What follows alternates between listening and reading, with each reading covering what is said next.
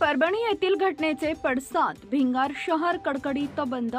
परभणी शहरामध्ये महामानव डॉक्टर बाबासाहेब आंबेडकर यांच्या पुतळ्यासमोरील असणाऱ्या संविधानाच्या प्रतिकृतीची एका मातेफिरू जातीवादी विघ्नसंतोषी समाजकंटकानं तोडफोड करून विटंबना आणि भीमसैनिक सोमनाथ सूर्यवंशी यांचा संशयास्पद मृत्यू या घटनेनं महाराष्ट्र हादरला असून सदरील घटनांचे पडसाद महाराष्ट्र राज्यासह जिल्ह्यात उमटले।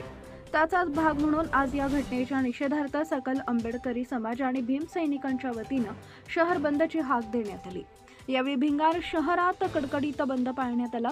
सगळीकडे शुकशुकाट दिसून येत होता। व्यापारी वर्गाने देखील या बंदमध्ये दुकाने बंद ठेवून सहकार्य केले। कुठलाही अनुचित प्रकार घडू नये यासाठी पोलीस प्रशासनानं चोख बंदोबस्त ठेवला होता।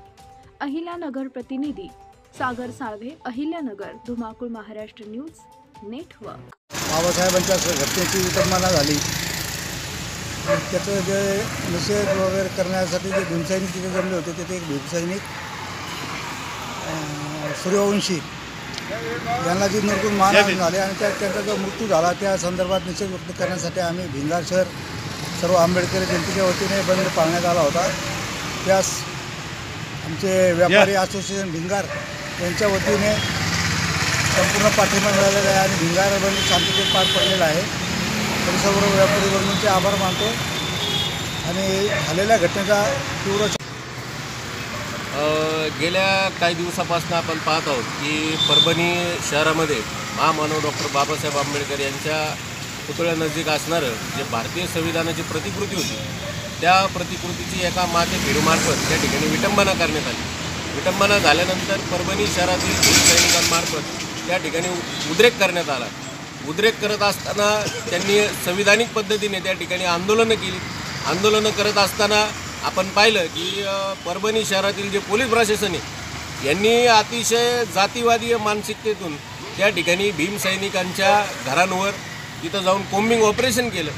मग ते ऑपरेशन करत असताना घरातल्या महिला असतील, लहान मुलं असतील, युवा भीमसैनिक असतील यांना बाहेर काढायचं, त्यांना अमानुषपणे मारहाण करायची, त्यांच्यावर गंभीर प्रकारचे गुन्हे दाखल करायचे, अशा पद्धतीचं काम परभणी शहरात गेल्या काही दिवसापासून चालू आहे।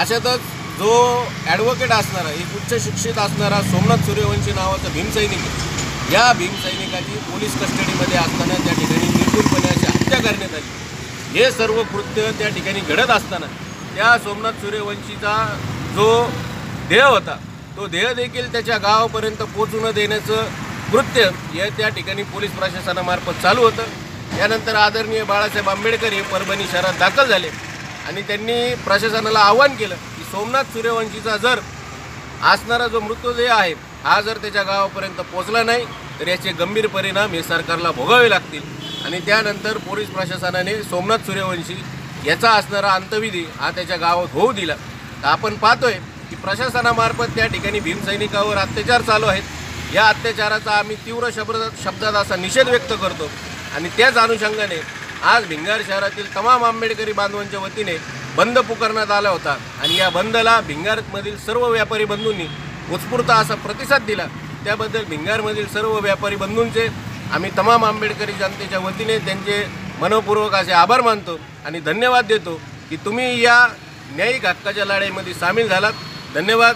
जय भीम, जय भारत, जय संविधान। आपल्या परिसरातील ताज्या आणि महत्त्वाच्या बातम्या पाहण्यासाठी आजच आपल्या धुमाकूळ महाराष्ट्र न्यूजला YouTube वर सबस्क्राइब करा आणि बेल आयकॉन प्रेस करा।